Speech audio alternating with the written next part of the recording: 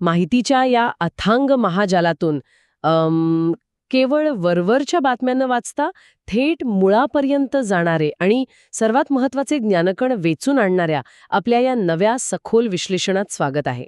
हो, कारण रोजच्या धावपळीत अनेकदा अतिशय महत्वाचे अहवाल आपल्या नजरेतून सुटतात किंवा म्हणजे त्यांची भाषा इतकी क्लिष्ट असते की ते समजून घ्यायला वेळ नसतो. अगदी खरंय.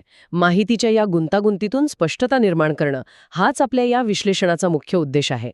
आणि आजचा आपला विषय तर संपूर्ण देशाचा आणि विशेषतः आपल्या राज्याच्या भविष्याशी थेट जोडलेला आहे. नक्कीच. आज आपण परख राष्ट्रीय सर्वेक्षण 2024 या अतिशय महत्वाच्या विषयाचे सविस्तर विश्लेषण करणार आहोत. हो, आणि भारताच्या शिक्षण व्यवस्थेचे आत्तापर्यंतचे हे सर्वात मोठे आणि समग्र मूल्यमापन मानलं जात आहे. बरोबर.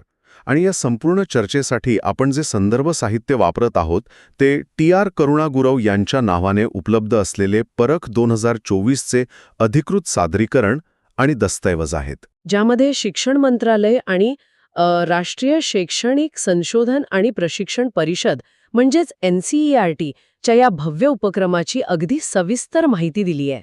आणि आजचं आपलं मिशन खूप स्पष्ट आहे.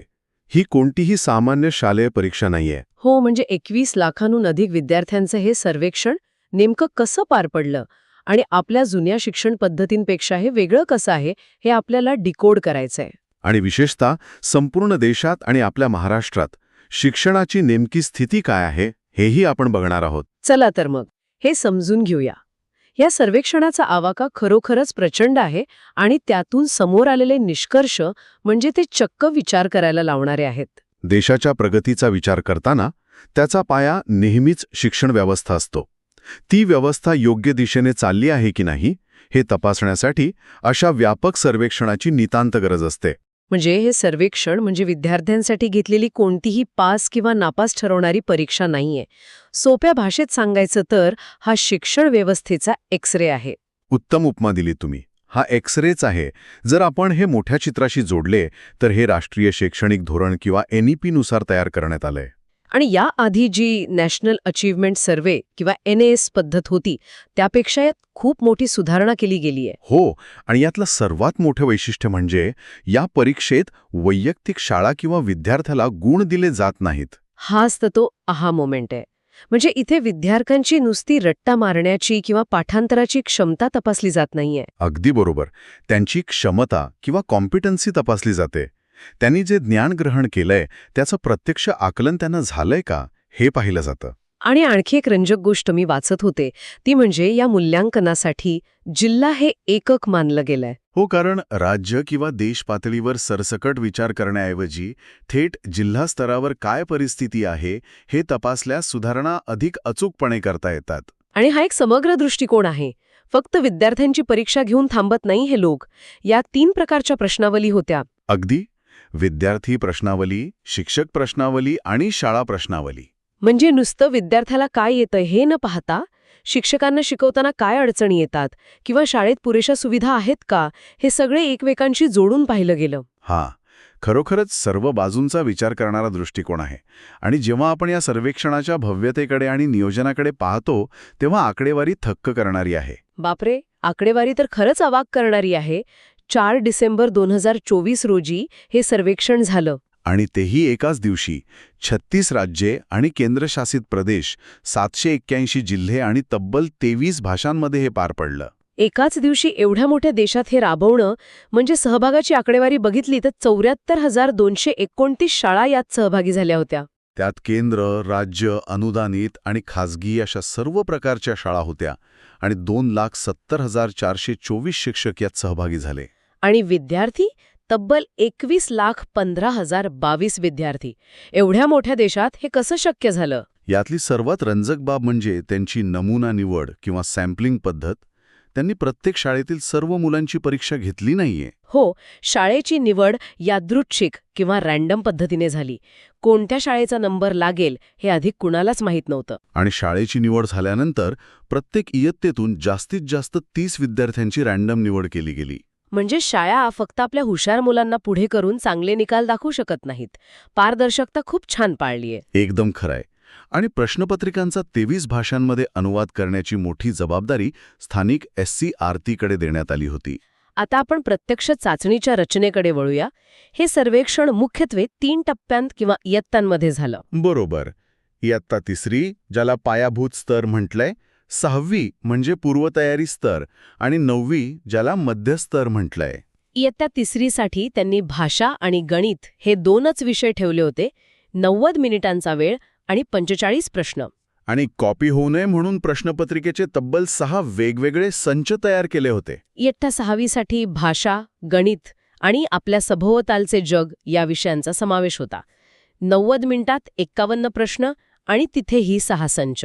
आणि इयत्ता 9वीच्या विद्यार्थ्यांसाठी साहजिकच व्याप्ती मोठी होती. भाषा, गणित, विज्ञान आणि सामाजिक शास्त्र. त्यांना 120 मिनिटांचा वेळ होता आणि 60 प्रश्न सोडवायचे होते. 9वीसाठी तर तब्बल 8 वेगवेगळे संच वापरण्यात आले. आणि या 21 लाख विद्यार्थ्यांचे पेपर तपासण्यासाठी त्यांनी OMR म्हणजेच पेपर पेन्सिल पद्धतीचा अतिशय उत्तम वापर केला. त्यामुळेच तर हे एवढ्या वेळेत शक्य झालं. इथेच खरी रंजक गोष्ट समोर येते, राष्ट्रीय स्तरावरील निष्कर्ष.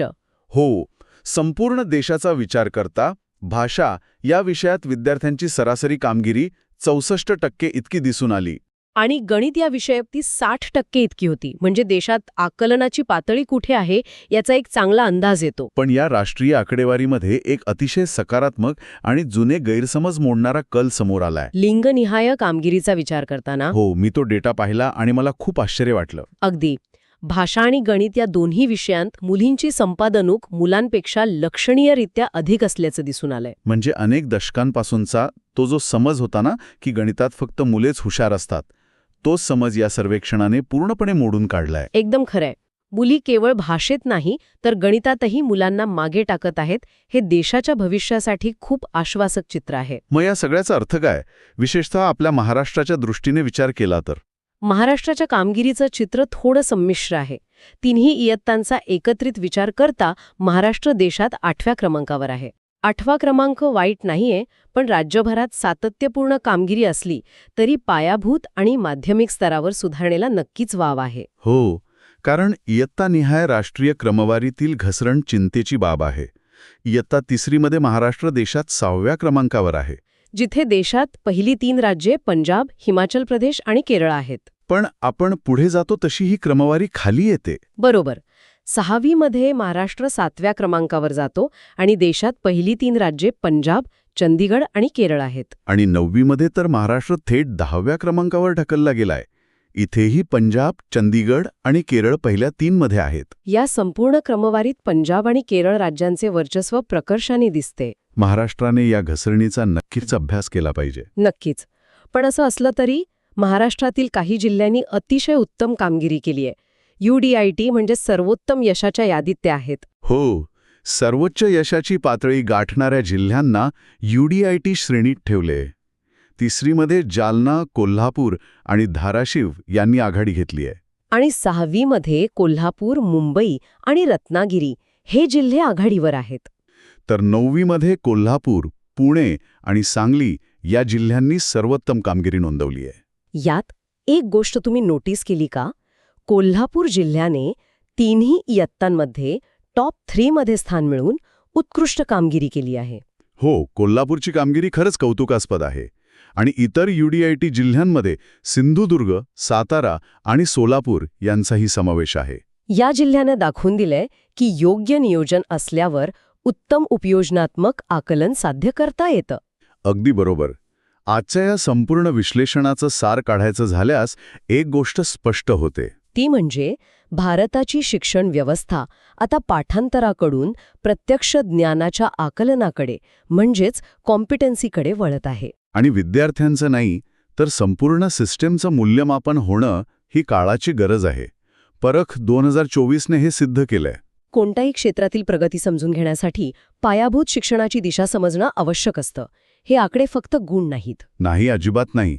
ते उद्याच्या भारताचे आणि भविष्यातील पिढीचे प्रतिनिधित्व करतात. पण या सर्व चर्चेच्या शेवटी जेव्हा आपण मुलींच्या कामगिरीचा विचार करतो तेव्हा मला वाटते एक खूप महत्त्वाचा प्रश्न उभा राहतो. हो, या सर्वेक्षणातून हे स्पष्ट झालं आहे की अगदी लहान वयापासूनच मुली गणित आणि भाषा या दोन्हीमध्ये मुलांना मागे टाकत आहेत. आणि जर हाच कल असाच वाढत राहिला तर पुढच्या काही वर्षांत काय चित्र असेल? हाच तो विचार करायला लावणारा प्रश्न आहे. जर मुलींचा गणितातील आणि आकलनातील हा वर्चस्व असाच राहिला तर येत्या 10 ते 15 वर्षात विज्ञान, तंत्रज्ञान म्हणजेच स्टेम आणि नेतृत्वाच्या क्षेत्रात कामगारांची आणि अधिकारांची गणिते किती वेगाने बदललेली असतील? हा खरोखरच खूप मोठा आणि दूरगामी परिणाम करणारा विचार आहे. उद्याचं वर्कफोर्स पूर्णपणे बदललेलं असू शकतं. नक्कीच. आणि समाजाच्या सर्व स्तरांवर याचे सकारात्मक पडसाद आपल्याला पाहायला मिळतील. या एका अतिशय महत्त्वाच्या आणि विचार करायला लावणाऱ्या प्रश्नासोबत आज आपण हे सखोल आणि रंजक विश्लेषण इथेच थांबूया. माहितीच्या या प्रवाहात पुन्हा भेटूया. धन्यवाद. धन्यवाद.